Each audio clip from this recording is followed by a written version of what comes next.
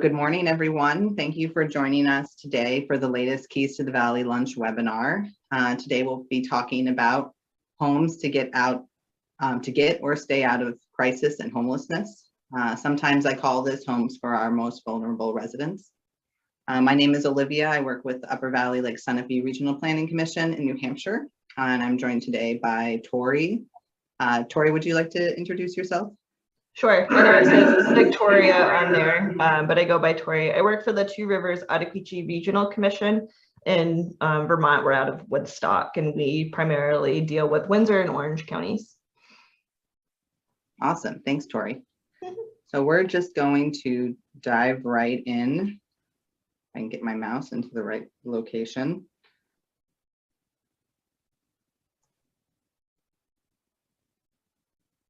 So before we dive in, I just wanted to give a quick shout out to our advisors and funders who really helped to make this project possible and helped to make it comprehensive and realistic. So thank you to them. So we're going to run through a number of topics today. I'll give a brief introduction to the Keys to the Valley initiative as a whole and some of our key findings. And then we'll dig into some of the key concepts specific to the topic today on emergency and supportive homes. And we'll talk about why these homes matter based on some of the survey results of residents and providers in the region.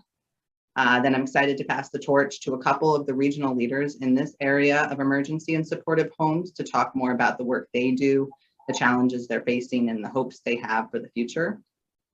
Following, I'll share some key actions highlighted in the Keys to the Valley toolbox that we believe would move the needle forward for these types of homes. And last, I'll share a quick snapshot of where you can locate these items in our website and hopefully have some good time for discussion and questions. And just so you know, there will be 2 polls for the audience, so I hope you'll be prepared and enthusiastic to chime in. So a little background, Keys to the Valley is a bi-state initiative of 3 regional planning commissions. In Vermont, in green, on the western side of the Connecticut River. In the north, we have Two Rivers Ottauquechee Regional Commission, and in the south, we have Mount Ascutney Regional Commission.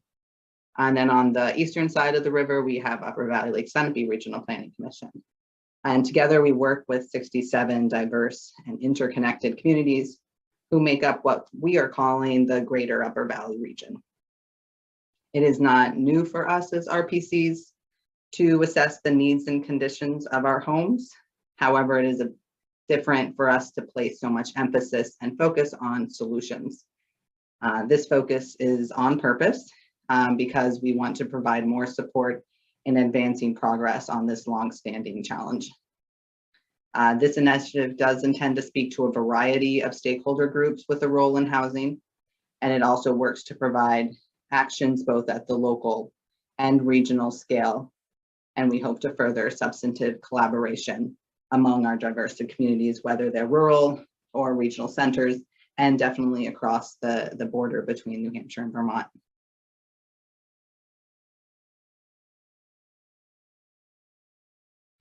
So one of our key findings and one of the key things that we look at was our 2030 housing needs projections.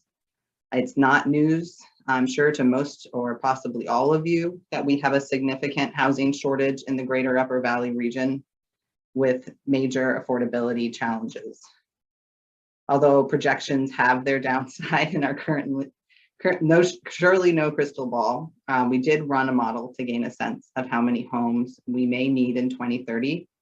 This was largely based on state population projections that were done, around 2016 in both states, and the number of people in a household by age group.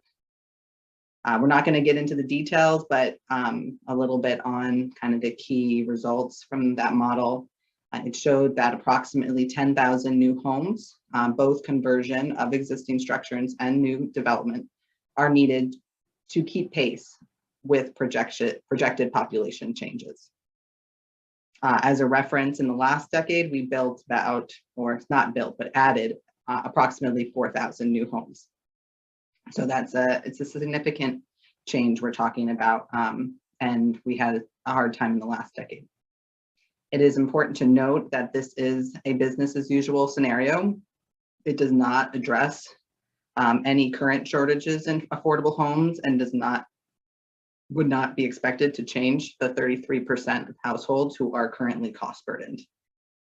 Thus, our interpretation is that we need more than 10,000 new homes. And we also need increased financial and programmatic supports. I would also add that the state population projections that fed this model did not, obviously took place before the current crisis of the COVID-19 pandemic. And it's unclear still what the extent of those impacts have been and whether or not they're going to stay, but we do expect that they were significant and likely some will be likely be permanent. There's also the topic of climate migration that's been coming up more and more regularly lately.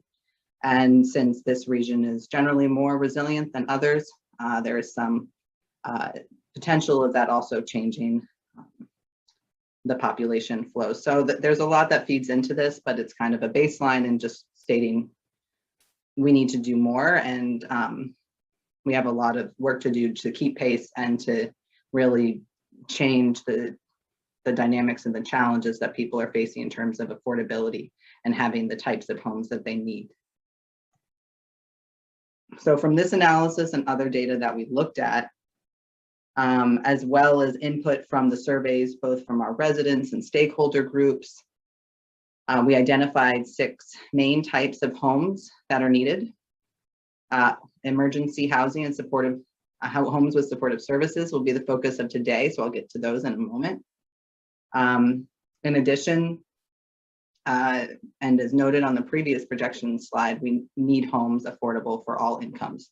33% of our current households are cost burdened. Also, homes with access to internet, transit, and walkable destinations.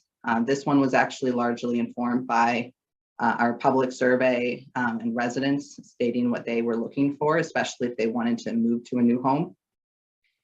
Also, accessible homes are in short supply and will be of increasing need due to an aging population in the region. And finally, smaller homes. This one being informed again by aging households who are looking to downsize, and changes in lifestyle in regards to family size for our younger residents.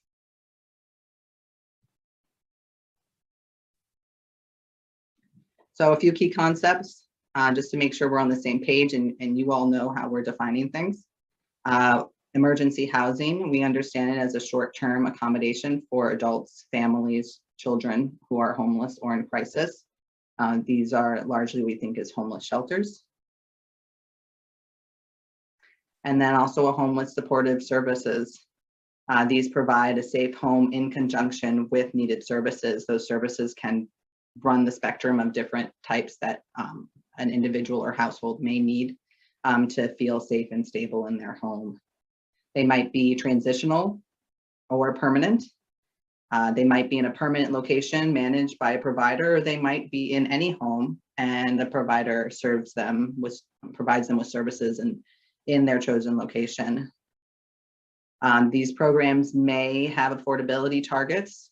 Sometimes you hear the term supportive housing, and those have to meet a certain threshold of affordability. Our definition is a bit broader. It includes those that meet that target, that might partially meet that target, those that don't have specific affordability targets. So really looking at the broad diversity of types of supportive homes that would kind of meet this need. And you'll hear I do sometimes call this supportive homes just as a shorthand.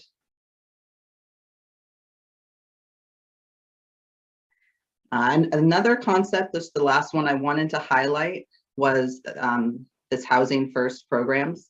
And these are generally pretty well studied and well thought of programs because they really provide a critical link between these two types of housing, and especially when you're looking to push the needle on ending chronic homelessness. And so on the emergency housing side, you get to connect individuals and families to homes with supportive services because you have those relationships, you have connections within providers to make sure that link is made directly. And you also, these can help provide an increased understanding of specific needs that those experienced homelessness have. And so homes with supportive services can be more responsive to those needs that are appearing and also be more adaptive as those things might change. So these are actually a few stories, a few quotes from our public survey by residents. I'm going to let everyone take a minute to read these to themselves, actually.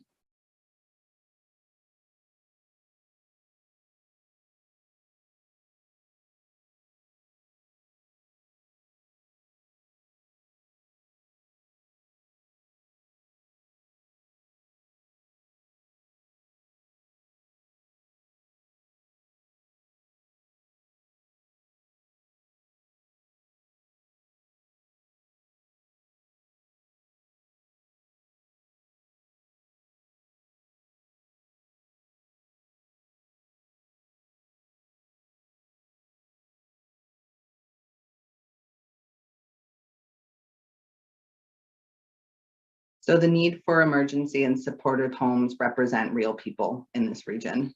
And these quotes are just a small snapshot of their experiences.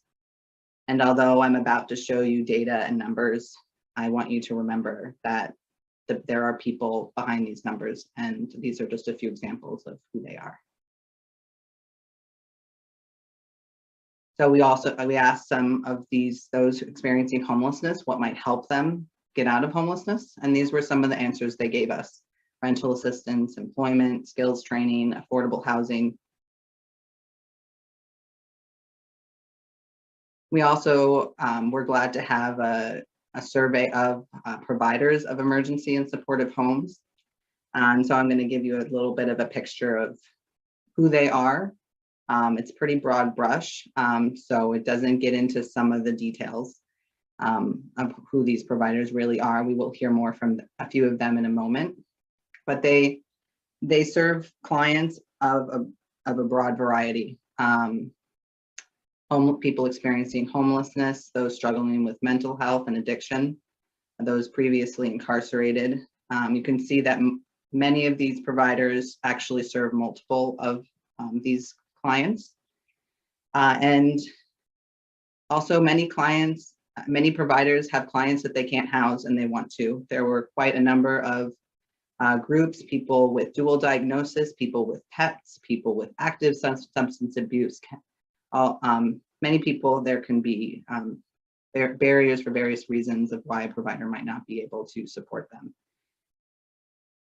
And just to say that the providers we surveyed were largely in the greater Upper Valley region. However, there were a few outside of the region. As we know, many individuals will travel to receive these, to be an appropriate home. And so we wanted to take that into account. The length of stay, getting at that, we have providers and people in need of both temporary and permanent housing. You can kind of see some of the spectrum here.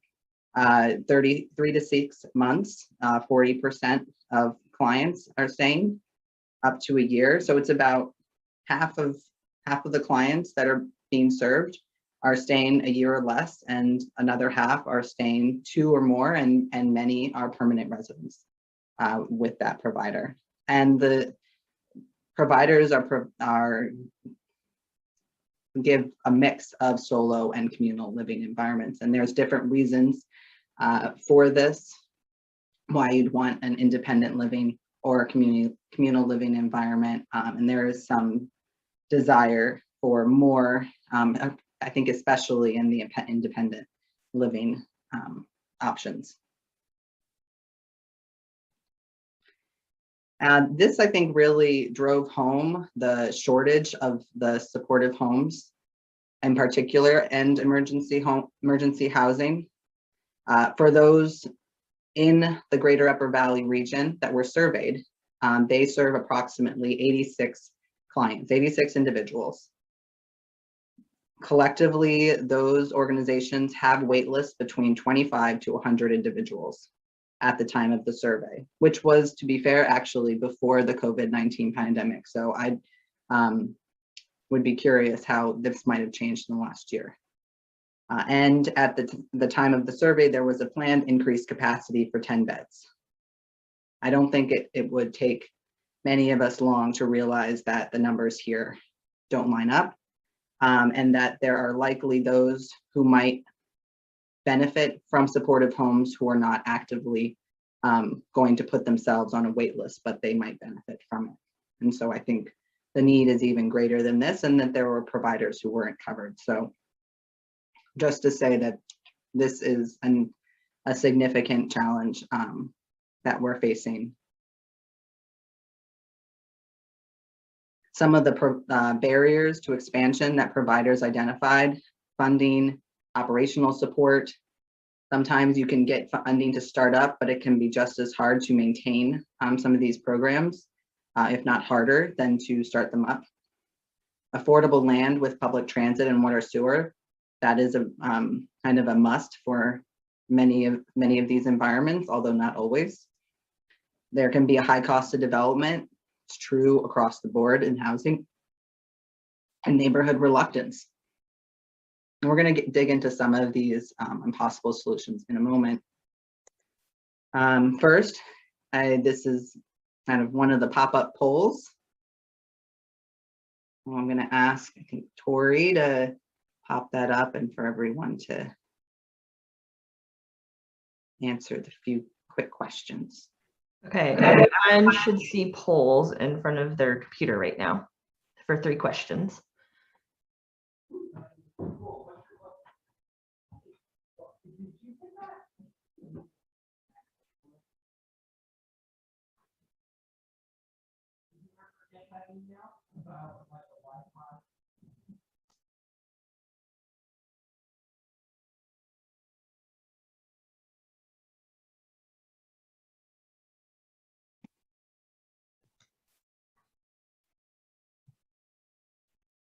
Okay, just a few more seconds to get the last folks in.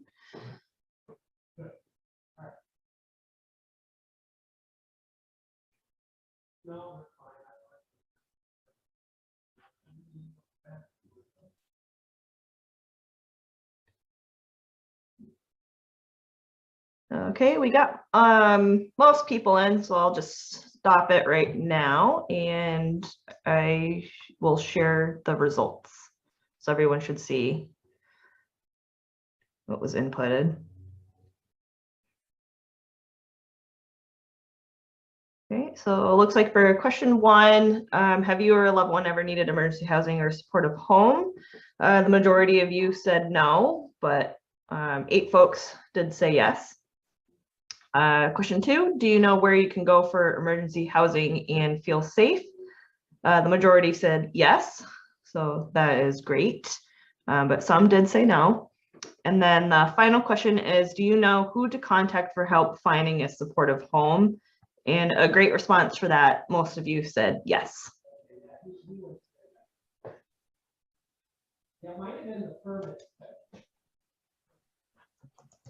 Great, thank you, Tori. So part of the goal of that poll was to show that you never know who is in need of emergency housing or a home with supportive services.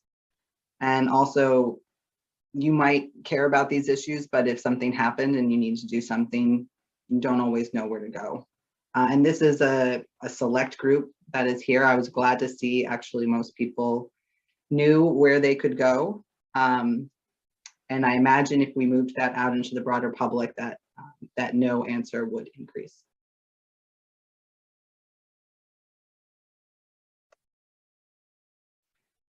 So now we're gladly going to have 3 providers for emergency and supportive homes who are able to join us today. I'm really glad to have their participation. They are the real experts on this topic. So I'm going to ask each of them to talk about their work, challenges, and their hopes for the future. I'm going to stop sharing my screen.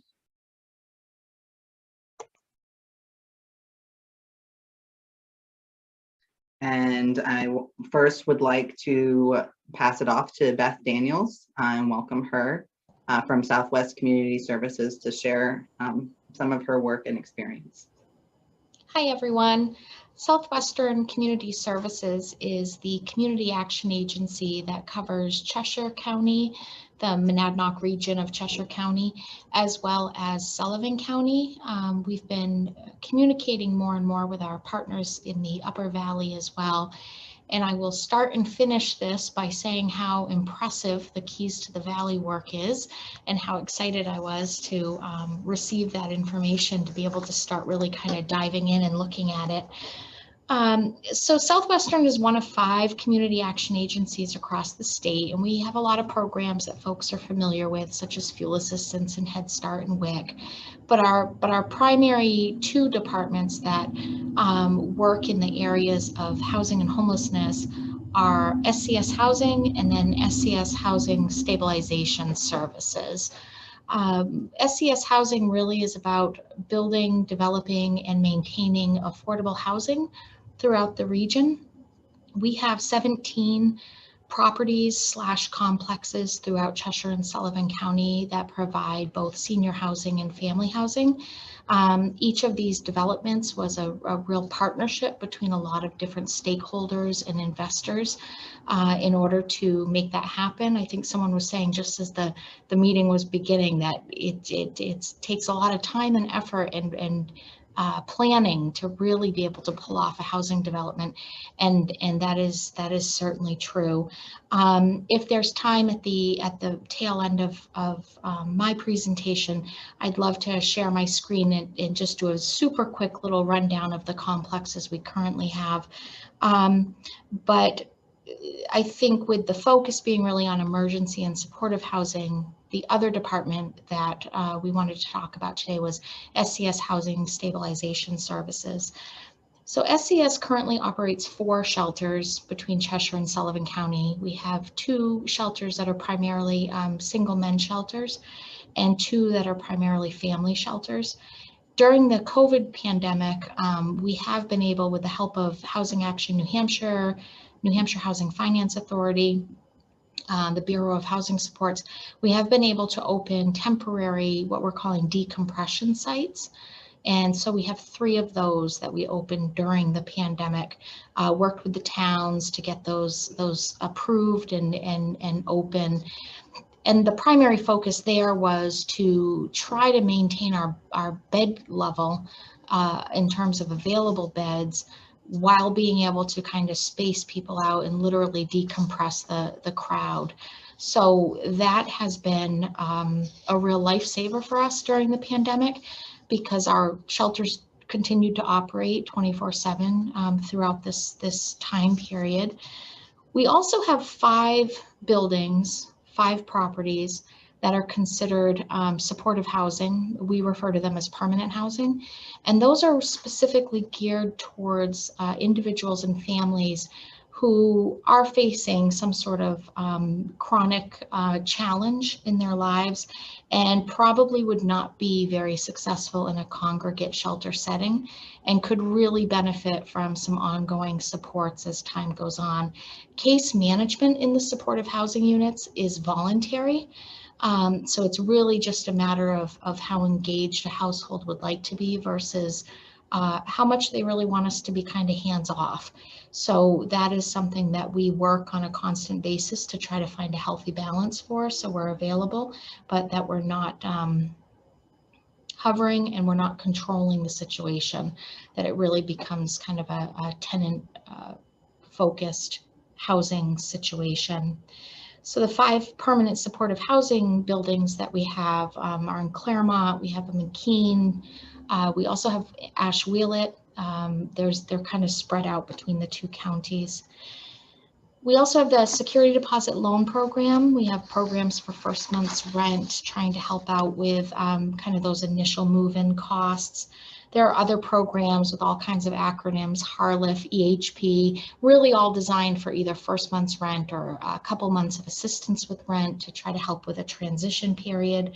operating as the Sullivan County hub for COVID community relief funds to, again, assist with rent, electric bills, whatever we could do in the early days by partners referring to us for assistance. We administered the housing relief program, which was kind of round one of the COVID relief funds for rental assistance for the 2 counties that we serve. And we were able to get out over $2 million in assistance to landlords and others on behalf of clients, about 650 households during that 6-month time period. We're now working through the emergency rental assistance program, which is very similar. So what we do in housing stabilization is kind of a combination of actual facilities to provide the shelter, but also some financial assistance when it comes to rent, whether that be back due rent or prospective rent, first month's rent, move-in costs, that sort of thing. Overall, between our regular housing and then our housing stabilization services, like I said, 17 regular housing complexes, right now 7 shelter spaces, the 5 permanent housing. It's a lot of facilities, and I think that really leads us into the conversation about challenges, but also possible solutions.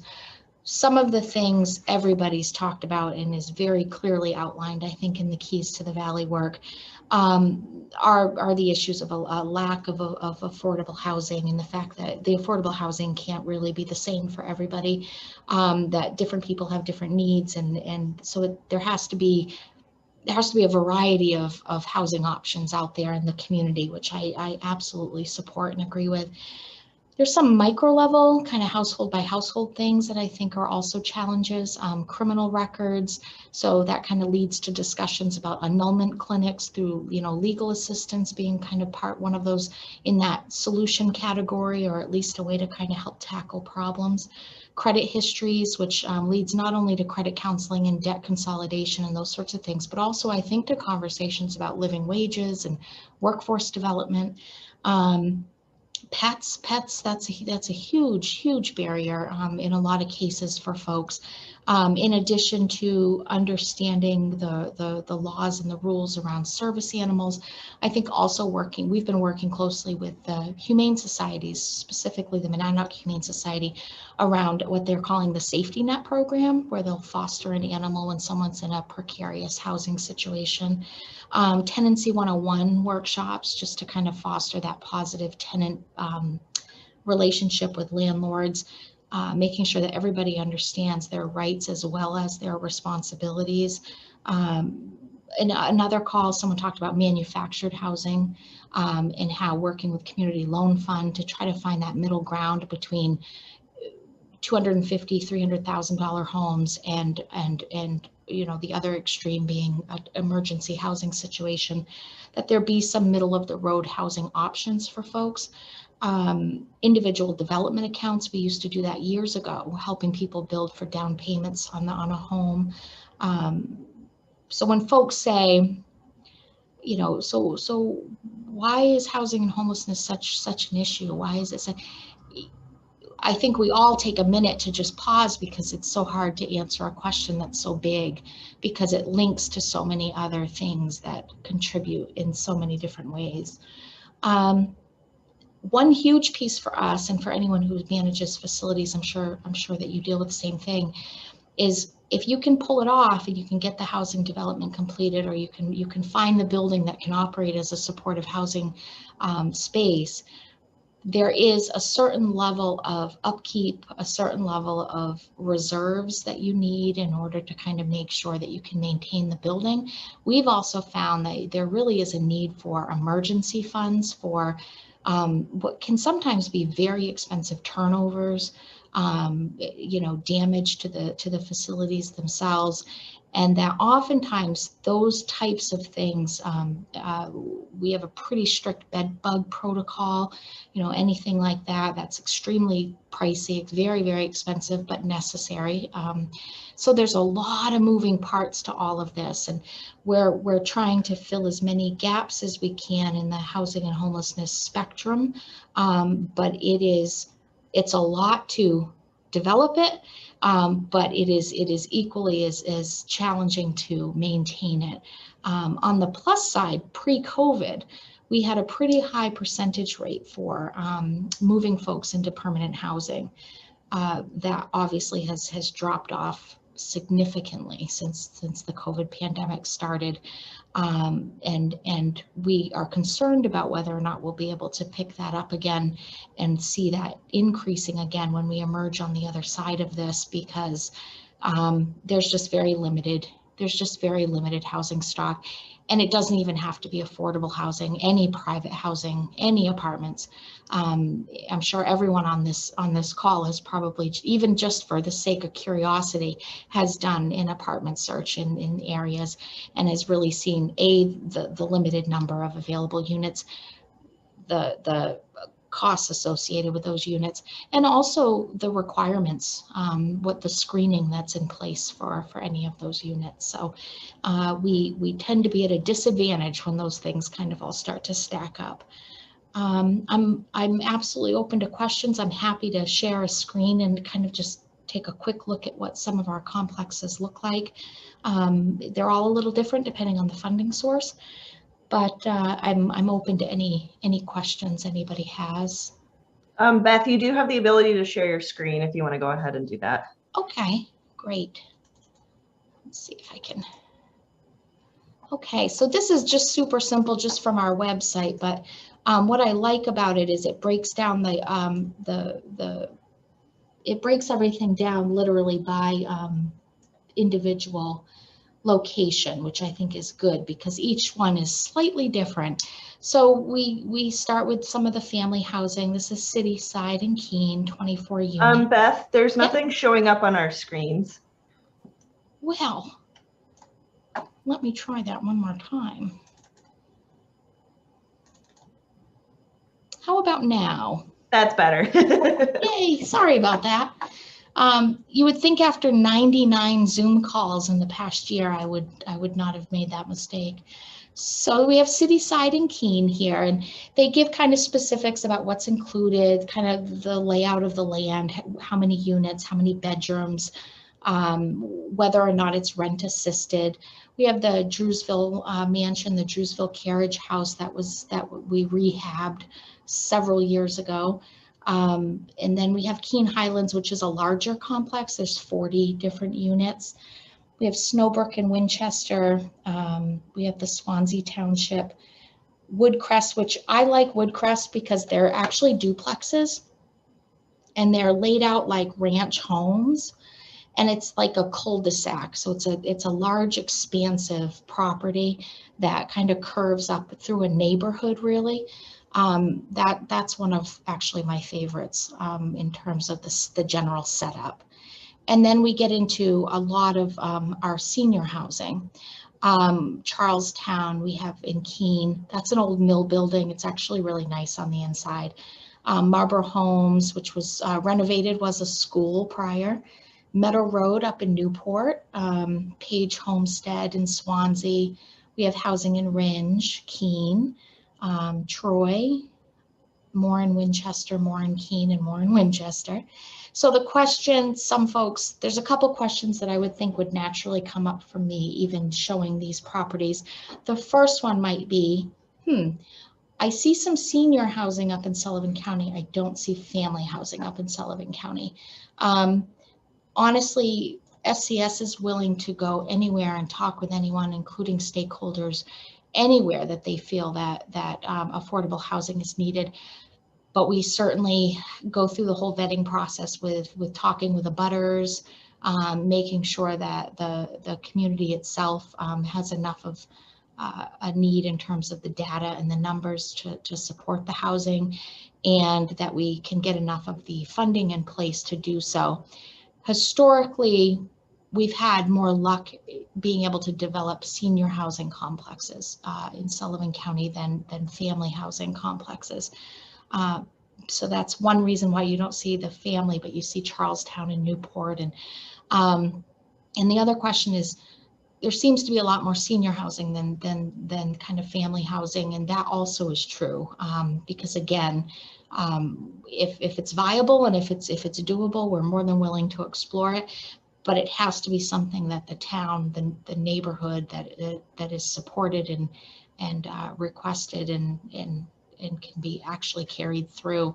So we find that senior housing, while it in and of itself is absolutely also a need, tends to be a conversation that gets further in more communities than the family housing necessarily does. Our shelters are not so much large complexes like this. They're kind of sprinkled in and amongst the towns.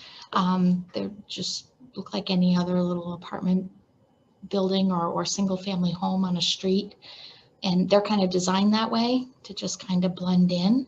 And even the housing for the Beth, most I'm sorry part. to interrupt you. I'm just going to ask you to wrap up so we can get to our Wrap it our up. two other speakers. Yeah. So that's it pretty much. Just that's what we have available now and some of the challenges we face and what we see as some of the possible solutions. But the Keys to the Valley, I think, just maps it all out, and we should all be adopting that model. We being, even the folks more southern, to build on and to build out from. We're excited about that. Great, thank you, Beth. That was a really great overview of a lot of the great work that you guys do, and it's cool to see some of the images of what these homes really look like. So thanks for sharing that. So I'm going to pass it now to Lee Treppenny with the Springfield Supported Housing Program. Lee, do you want to take it away? Hi, everyone. Like it was stated, I'm Lee Treppenny. I'm the Executive Director at Springfield Supported Housing. Obviously, it's in our name. It's what we do. We have been in operation serving the Springfield Agency of Human Service District, which is southern Windsor County and northern Windham County. So we cover a sort of a weird geographic area. And that's, we've been doing this for about 15 years now. Actually, this is our 15th year this year. So what we do is we have 13 units that we master lease, and these are apartments with private landlords, with public housing authorities, and with some of the larger housing providers in our district. And we transition folks into those units, households, both individuals and families, depending on programs that they would be eligible for. And so we have specific contracts with the local economic services department around families with children and that are on reach up and that have benefits there. We have a contract with the Department of Corrections, and we work with offenders who are transitioning out of prison or need a more a sustainable housing option. And then we also work with clients who are in recovery, that are needing additional support around alcohol and drug prevention. And we, previous to the pandemic, had a program that did work with any of the folks who were being housed at the motels through economic services. Then, a little over a year ago, when the pandemic hit, the emergency shelter, warming shelter model didn't really work for congregate living because we didn't want to have people all sharing space and unable to isolate. In the state of Vermont put a good number of folks into motels, and we took on the sort of responsibility of managing that population, which went anywhere from 50 to 100 households from our district. Those of you who know Springfield know there's not 50 to 100 motels in our motel rooms in Springfield. So those folks were being housed sometimes outside of our district and sometimes in like Rockingham or in Londonderry or Ludlow, which are all in our district, but pretty far from our actual office. Right now, we're looking at about 68 households that are being served by our district in these motels. And we know that eligibility is going to change, and there's about 30 of those who will be ineligible starting around July 1st. And those folks will not have another option. There's not a emergency shelter option in our area. The closest permanent full-time shelter is in the Upper Valley at the Haven. or down in Brattleboro at Groundworks Collaborative. So, you know, I'd love to say we have a great plan for all those folks, but more than likely they're going to be either going back to unsustainable housing options, so doubling up with friends and family, or potentially camping or sleeping in their cars. You know, the thing that we really don't like to support, but we also know that that's what's coming. You know, in regards to our units, you know, we work with people ideally on a 90-day stay, and we're trying to help people develop a plan, a transition plan, work towards sustainable housing, and then transition to sustainable housing in that timeline. The realistic timeline is more like 180 days, because it does take longer, and especially when you're talking about affordable housing options, we are running into that repeatedly here. Even our program, you know, like I said, we master lease 13 units, and we have some expansion happening where we're looking for additional units, and we're having trouble finding units for ourselves. And then, you know, like Beth mentioned, when you're talking about working with clients experiencing housing crisis, they may have questionable rental histories or corrections histories that limit the ability for them to apply to any sort of public housing. When we looked at the number that are going to be coming out of that motel, those 30 households, 15 of them would not qualify for public housing based on their criminal history, and 10 of them have no income. And so you talk about, you know, of the 30, there's only 5 who technically could get into housing if it were available and they have an income for it. The other 25 need a permanent supported housing model. That model has been created around the state of Vermont, and I'm not sure about New Hampshire, although I know that the Upper Valley Haven is working with a model in New Hampshire. But you know, there's a definite need. And, you know, we've had this conversation in our local continuum of care to say, if there were 50 additional units today, we would have them filled today. It's that easy. And 50 might just do it, but probably 100 is what we need. And we have very little new housing being built. We did benefit from the Springfield Housing Authority over the period of the last, I think it was 7 years, did a redevelopment of a block in downtown, the Wilson block. You know, but like I said, it took about 7 years, about $9 million, and it was full in a month. And so the housing, you know, of course, is the biggest obstacle that we run into. And then I think Beth, or maybe Olivia mentioned at the beginning, the actual ability to afford housing is the other side. So we don't have a ton of employment options in Springfield that would afford fair market rent. And so if you're talking about the ability to afford, the majority of the folks that we work with are on either a fixed income like Social Security or disability, or they're working entry-level positions that would not afford the fair market rent. So looking at the, you know, down the road, what we're hopeful for, we have been in conversation around, you know, developing either developing current properties and turning them into permanent supported housing, or actually building on empty lots. And I know Olivia sort of mentioned that the obstacle becomes, well, in Springfield, you know, we're a manufacturing community. A lot of the property is not really able to be developed as housing because the property was once a manufacturing, and some of them are even brownfield sites that need remediation before they could be built on. So there's that issue, and then it has to be affordable. It has to be enough of an investment to house enough people. You know, we're trying to work with the Housing Trust, which is the Wyndham and Windsor Housing Trust in our area, to develop property, but they need, you know, they have a number that where they say they have to have at least 18 to 25 units before it becomes worth it for them to develop the property. And so we're continuing to apply that pressure.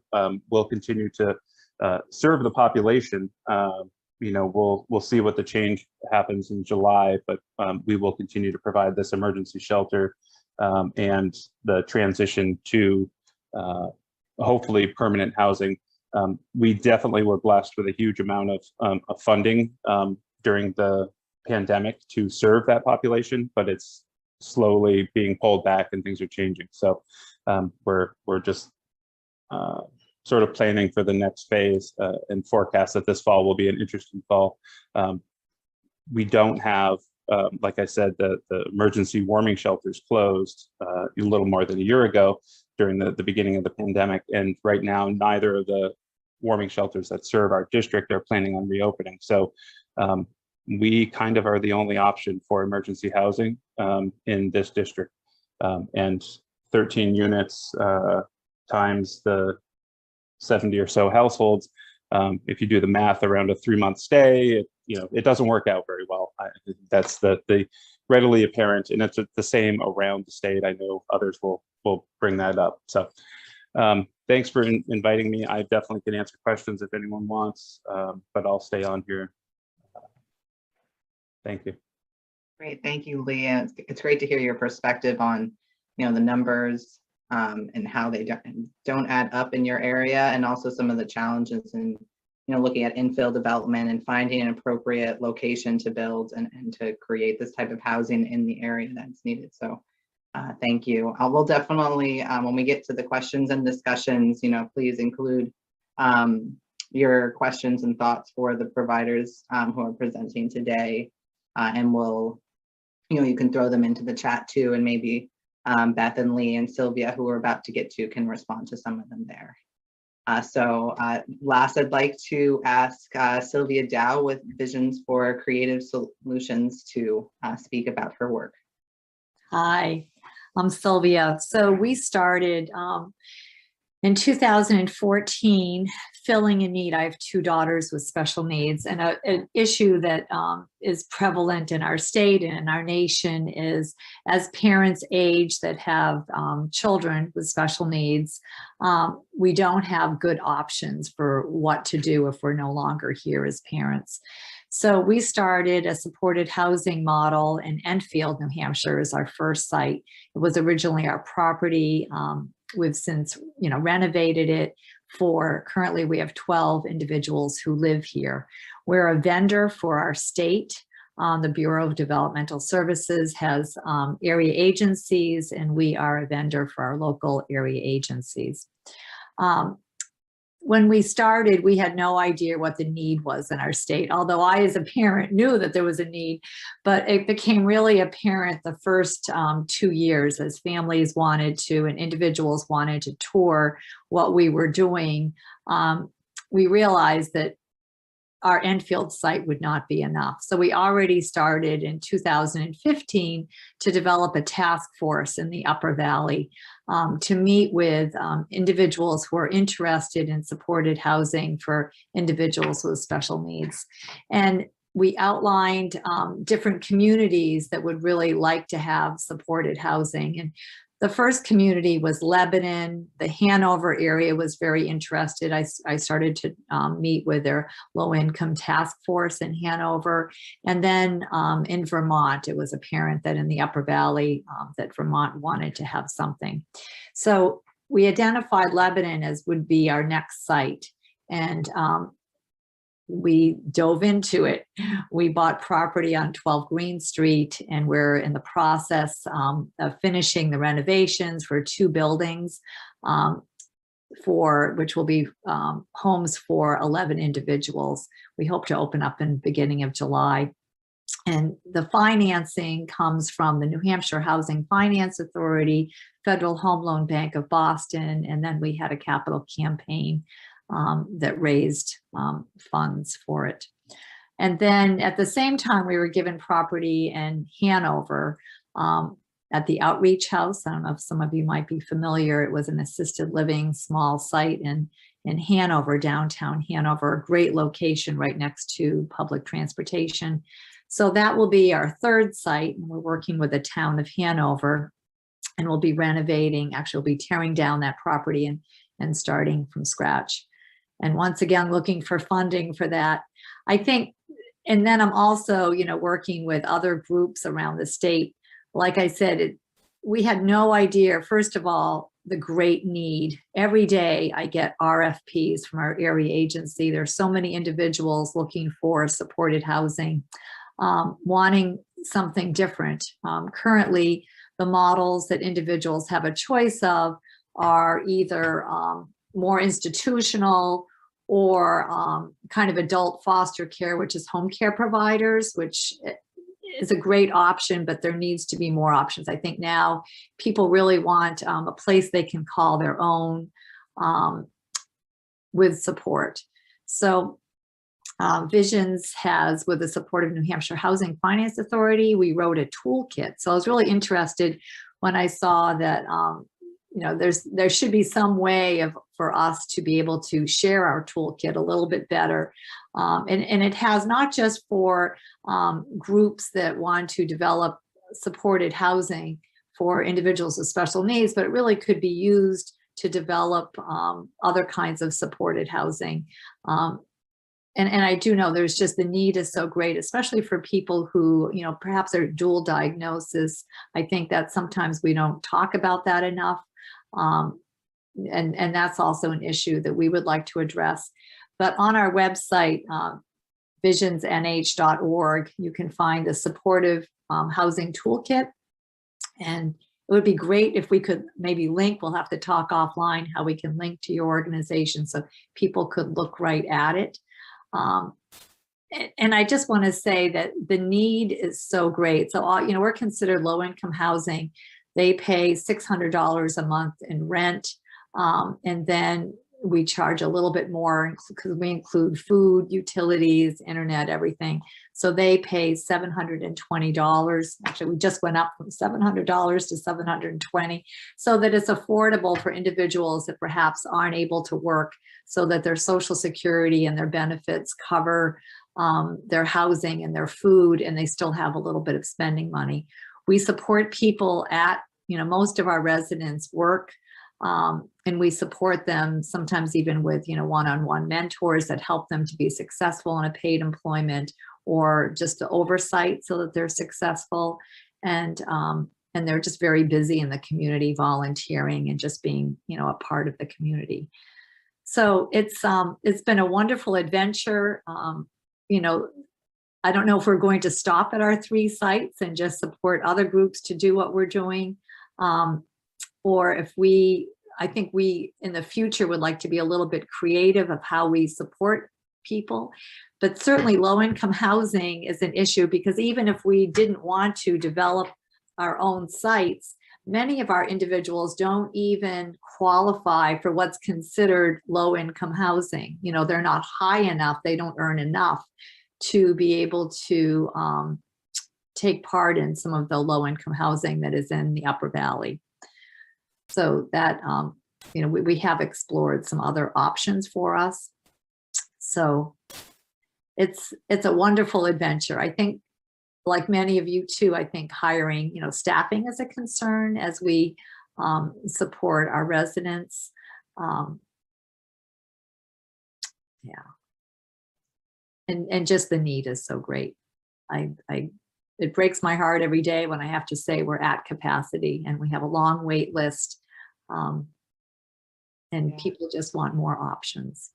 And I can really see low-income housing developers and organizations that can provide the support is really working together in unison to do both the housing and the support that needs to go with that for people to be successful.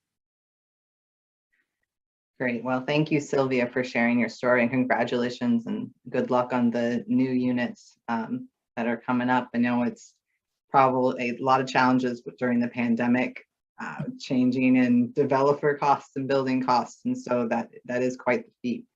And that reminds me, we'll make sure that the links to all 3 organizations that presented today are in the follow-up to this. And if people want to throw them into the chat, please do. But we'll make sure that you have that so you can see Sylvia's toolkit and more about the resources that they spoke about today. Thank you. So I'm going to share my screen. I want to take a couple minutes to go over some of the Keys to the Valley work on the toolbox of solutions. And so I think the people you just heard from really highlight what we have and some of the challenges that we're facing and some of the, how do we get there? And, I think they really help to point out the 3 main objectives relative to this topic that are in the Keys to the Valley Toolbox. Collecting better data, ending chronic homelessness, and providing more homes with supportive services. I mean, that's part of what we need to help address this problem and maintain that being able to address that problem. Within those, there's a couple different topics that come up. They sometimes will cross between multiple of these, sometimes they're within one. Again, the better data. I'll get more into that one in a moment. More programs in priority locations, as you just heard. Regional coordination, I think there's a lot that has been done. You heard some of those examples just now. And I think that, we can do more and just trying to support people, between New Hampshire and Vermont and across the greater Upper Valley region, be able to work more collectively together and be able to find ways to support each other. Public education, that stigma against going to these types of services, and also having them in your community can be a big barrier to people seeking them out and also having them start up. So having the municipalities involved and also funding can be really important to make sure that we can move the needle, take the work that's being done and move it down the line a little further. I'm going to talk briefly about 3 of these. And then in the slides you'll get after this, it will have a little bit of detail on all of them if you want to take a look. And of course you can look at the website, but sometimes it can be helpful to see a summary. So better data. So why data was something we focused on. Part of that is to help inform the existing programs and future programs, to better inform funding requests. Many funding requests do ask for specific data points, and so having that information available can help to acquire funding. We do have some data available, of course, but it is limited, so we'll get to some of that in a moment. Reducing that stigma, providing a better picture, both quantitative and qualitative, numbers and stories, can help to reduce that stigma, address some of the service gaps, address systemic discrimination where it does and may exist, and to be able to adapt as environments and conditions might change. And so some of the data that we thought might get at some of these goals of why data is useful is a real thorough assessment of the need for homes with supportive services. Sometimes you might, like Lee had mentioned, there are people who no longer fit into the requirements to be able to access certain facilities that do exist, and they might live doubled up. They might live in their car, and those, you might not always capture those people on a wait list. The experience of racial and ethnic minorities, systemic discrimination is an issue throughout the country. It's no reason to think our region is any different. And so better understanding the experiences of our racial and ethnic minorities, and to adjust our programs and to create programs that specifically respond to those experiences and possible barriers that are unique to those communities would be really helpful. We do have some information at the state level, but I think having more regional and local information would be really key to move to addressing that. Expanded PIT counts. Our communities do them, especially in the winter. They're large, they have some staff support. And for those who don't know, point in time counts, they try to assess particularly the homeless population, how many people, especially during the winter, do not have a home and where they're located and everything. And so if we can better staff those with funding, so they're not wholly reliant on, not wholly, but if they're not as reliant on volunteers, and people can be paid to do that work and to expand the methodology and possibly even do a second point in time count, I think that would go a long way to helping to identify how we might get some further intervention points to get people into a safe home. And also, again, a methodology to identify those individuals and families living with others, living without a car, that don't always get counted. And seeing more of the stories, the behind the data, the people behind that information. So, we can make that, not reducing people to numbers again, right? We understand people as who they are. And that can, one, help us create services that are responsive, but also help to reduce that stigma and to help people who aren't providers better understand who people are who might need these homes. And of course, to various scales, regular updates of this. Hey, Olivia. So it is 1 p.m. So folks may need to get off, but if you do, we are recording this and this will be uploaded to the website and our YouTube page this afternoon. But we do have one question before we continue on. So Joanne Els is asking if anyone has a creative solution to house folks who are about to lose their housing at motels. Thanks, Tori, for that heads up. I can't say that I do know. I'm going to ask if anybody else in the audience might have an answer to that question. I definitely have heard it talked about, but I don't know what the solution is.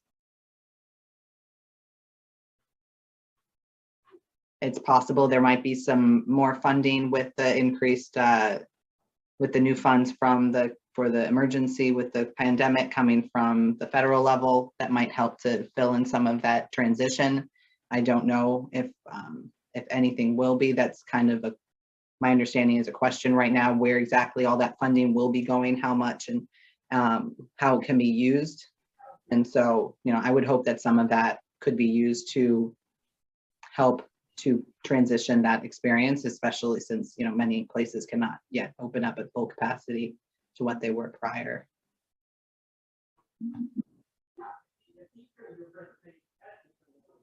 Okay, so I'll try to, if people need to, like Tori said, people need to hop off, go ahead, share the video afterwards for those who do want to listen in. But I'll continue for those who can stay and would like to. So the public education piece was the second part, and I'm not going to talk about this whole graphic. It's a bit busy, but I did want to talk about this one piece. This is from our public survey, and it shows the support for whether or not residents agreed that there were homes with supportive services were needed in their community. About 50% agreed with this. And if you look at the yellow, that's 30% of people who were unsure how to respond. They weren't sure if they agreed or disagreed. And to a certain extent, I would say that this might be not knowing your community and whether, enough about your residents, but it also might mean that you just don't know what a home with supportive services looks like. And so I think that's really an educational opportunity that might help to reduce neighborhood reluctance to provide some additional programmatic support to add more units in communities. So part of the goal there in public education is reducing the stigma.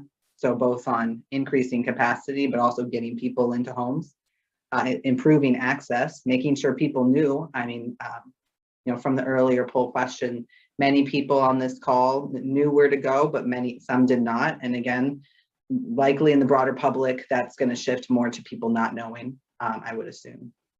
And again, advancing solutions.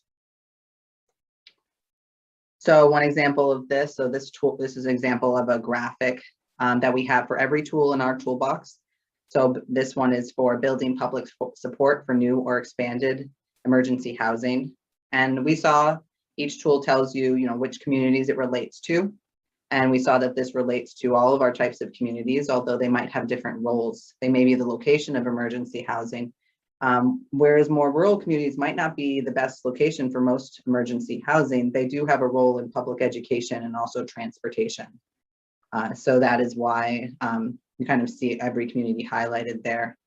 The difficulty level of doing public support, it's really a social barrier. This isn't complex. It's talking with your neighbors. It's not cost intensive. It doesn't require infrastructure. It's a social challenge. And the geographic scale is across the region. There's no community doesn't have some degree of need for this. And it's something that communities can do right away to, within the next 2 years, individuals, residents, stakeholders. And this also tells you the action area. So the way the toolbox is organized, we have 6 action areas. And so this one is located in ensure access to a safe home. So just quickly, what kind of education we're talking about: respectful and non-judgmental, both in the community and in schools, discussions, sharing stories from local people with lived experience and from providers, so you can better understand people who have or have had these experiences, and those who are working to help them and serve them as they're working through that. Informing residents of available services and making sure they know where to go. Targeted messaging for non-English speakers. We have a diverse region and diverse community. We might want to make sure that our communication is reaching everyone. And as part of that, working through a variety of communication channels, whether that's radio or TV or a flyer in your local community center. And the last piece I want to just highlight today is, how the municipality can be involved. And I think sometimes, we're not sure what the municipal role is in this area, but there definitely is one in terms of reducing stigma, eliminating local barriers if there are any in land use regulation, helping to improve coordination between planning boards and providers, hearing more from residents, aligning with other local priorities that might benefit from having more of these types of homes, and having residents supported in this way and feeling safe and able to stay in their local community, and what that might mean for other local priorities and having a healthy community overall. And also advancing, solutions at a broader level to make sure that we have the homes that we need for the residents that need them. So what can the municipality do? Connect regularly with providers, hear what they're struggling with, hear what they're doing, advance community discussions on this topic, clearly define and allow emergency and supportive home in your land use regulations if you have them. This can help, this can help just smooth the road a little bit for providers if they do find an appropriate site, that they can have a clear permit process, and it's not always clear what that process is for these types of homes. Incorporate it into your comprehensive plan, whether that's a town plan or a master plan. Make sure that you give some conversation and assess what the need is in your community, and what are some solutions and things you might do, and help secure funding for local actions. If you're a rural community, having that transportation and communications available. And then also, if there is a provider that wants to put in supportive housing in a rural community, it's definitely possible. I mean, there are, it's not all located in downtown and village centers, although the majority is. There is a role in rural areas. So I won't go over this, but this one is specific to the permitted use in zoning districts. And so usually probably more focused in the neighborhood and village center. And again, it's a social challenge. This is a regulatory, doesn't require any cost to, make a change and add a definition. So I think we're going to skip the poll because we're out of, over time. But it was just to ask everyone, if they were going to take action, what action they might take. And so I would just encourage you to think about that, and what you might be able to do to help move the needle forward on this. The website does have all of this information. The background data on the survey and the stories are available in our housing challenge section. The toolbox of solution does have a link to some of the highlights we talked about today, and our information for social service providers. And there's a library of resources where you can find data and some of the terminology that we use in outside resources. So thank you for joining us, and those who kind of stuck with us over time. If you need to contact anyone from one of our RPCs, you can find our information here. So I'm going to stop sharing my screen, and I guess if we can take a few minutes, if anybody has any specific questions, I'm happy to stay on a few more minutes and we can talk a little bit more.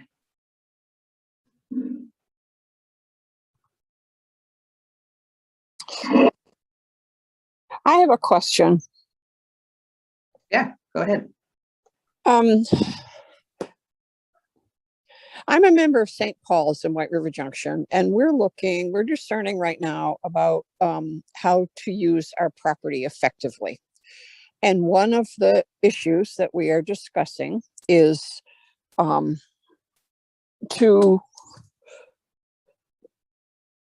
combine the property for housing, for affordable housing, for the housing that you described earlier, and also a worship space. And this is only in the beginning idea phase. But one of the things I'm concerned about is as we talk, and we're working with the Haven, who is next door, and with Twin Pines. But what I'm hearing come out of these discussions is we want more space. We need more space. And at first there was discussion about, we'd have on-site support for people. And that's turned into, oh, we'll move some of our present offices over there. I'm passionate about providing a space for people to live and the basic Maslow hierarchy of needs. But more than that, to provide the real support that people need to get at the root causes of whatever the issues are. And we need professional help to do that. And it needs to be there 24/7. It can't be 9 to 5. And I'm sort of hitting the wall with that. So I wonder if there's any resources, or I've been in touch with Bernie Sanders' office, and they've been very helpful. But I'm wondering if there's any research, or I've looked for model programs. I don't seem to be able to come up with some solid resources that would help my point. I think I totally agree we have to start first with the basic need, but that's not enough. And if we pretend that's all there is, then we're not really supporting people to become the productive citizens they can become. So that's it. Thank you. And I'm not sure if I'm saying your name right. Jerry. Jerry. Yeah, it's great to hear the work that you're trying to do, and definitely providing the basic need and then beyond is a wonderful goal to have. It really makes me think of, the Housing First programs. And I wonder if, I can't state any models from my head, but I think that might be a good place to look, because that's really programs that look to provide some of that more comprehensive kind of ending chronic homelessness and moving people through a series of services to kind of where they ultimately would like to be and can be stable and happy individuals for themselves. I think that might be a good place to start. I don't know if anyone else on the call might have something to add, resources that they're aware of. Thanks, Jerry. Thanks, Olivia. So one of the things that I'm aware of is that there are models out there. Generally speaking, they revolve around a population with a particular need. So for example, the Haven is serving a population that struggles with homelessness. Silk works with folks, adults with developmental disabilities. Mm-hmm. We've got Dismas House models that help folks that are in recovery and need supportive services. There are housing models for folks who are transitioning out of incarceration. There are models out there for supporting people with a variety of needs. But so the first question that I would have, Jerry, for you and your group with St. Paul's is exactly which folks do you think you want to serve? And then you go and look for the model that might help you. And I think that in the Upper Valley region, we've got folks that work on lots of these, most of these particular areas. Something that came up in a meeting that I was part of earlier today, though, was, for instance, sometimes people who are experiencing crisis, who are experiencing housing insecurity or other things in their lives, they may only be ready to work on one thing. Right. Often our system sort of says, well, if you want me to help you, we're going to have to work on all of these things at once. Yeah. If you're not willing to do that, then you're not really meeting our criteria. And Yeah. the degree to which someone is able to build a model that can be supportive but stay on the edge of some of the eligibility requirements that I think the fellow, particularly from Springfield, was talking about, is, people who don't qualify because of, they haven't paid rent in the past, or they've been incarcerated, or the other things. If there's a way to do this such that you're not relying upon those funding sources that that will put those particular criteria in place, then sometimes you have more flexibility to really meet a person where they are. You have to think about the fact that you can't necessarily put all those different kinds of people together in one location. I mean, there is a sense that community means people have something in common. And so sort of figuring out what folks you're looking to help may be really the first thing to pin. That's really helpful because, and I think we can answer that question because we have already been very involved with supporting people that are unhoused. And since we are next door to the Haven, we have had a ministry to especially support the people that were in emergency housing that had no place to go at 7 a.m. And so they became part. We served breakfast and served hospitality. And so we have some good sort of foundation things in place, and we're seen as a resource for people with none of those requirements, none of those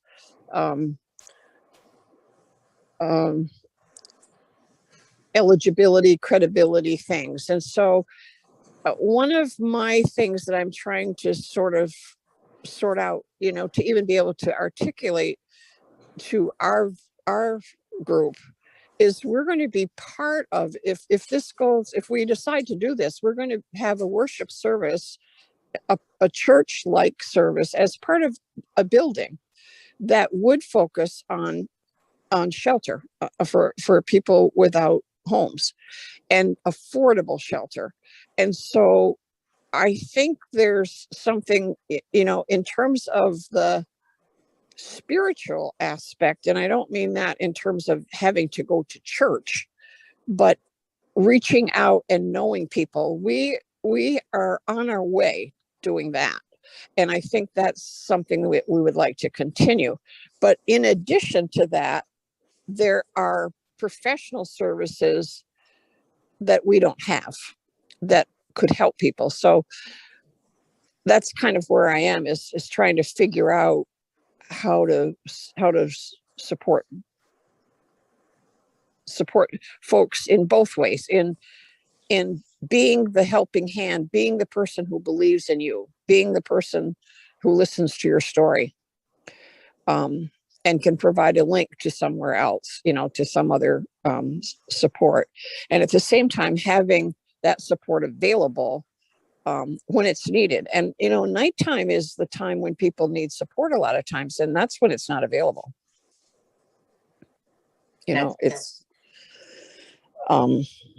So thank you that you gave me a lot to think about. We are also very connected to Dismas House, so I think I can go and talk to them and find out how they are providing the support. So that's a really good next step. Great. And if you need any contacts for follow-up, Jerry, please let me know, and I'll try to make sure you get connected to who you need to. Well, thank you so much. This was very helpful. Anyone else have any last kind? I see Alice is waving goodbye. If no one has anything, say thank you to everyone for joining us today, and look forward to working with all of you, I hope, in the future.